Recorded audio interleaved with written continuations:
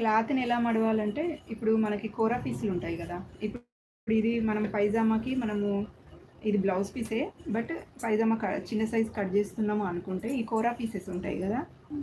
ఈ కోరా పీస్ని మనం ఇలా ఈవెన్గా పెట్టుకోవాలి, సమానంగా పెట్టుకున్న తర్వాత మళ్ళీ ఇది ఇట్లా డబల్ ఫోల్డ్ వేయాలన్నమాట.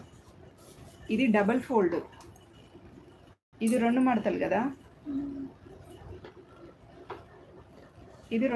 ఇది సింగిల్ ఫోల్డ్, ఇది డబల్ ఫోల్డ్ మనం ఇట్లా వేసుకున్నప్పుడు ఇది తర్వాత ఇంకో ఫోల్డ్ కూడా ఇలా వేసుకోవాలి. 4 మడతలు మడచాలన్నమాట మన క్లాత్ని. ఇది 4 మడతలు మడిచినప్పుడు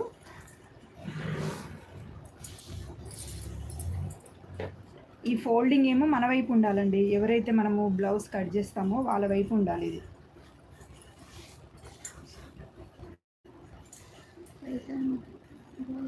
అదే పైజామా బ్లౌజ్ చెప్పి ఈ పైజామా కట్ చేస్తున్నాం కదా మనం. ఇప్పుడు ఈ ఫోల్డింగ్ మన వైపు ఉండాలి. ఎవరైతే మనం కట్ చేస్తున్నామో మన వైపు ఉండాలి.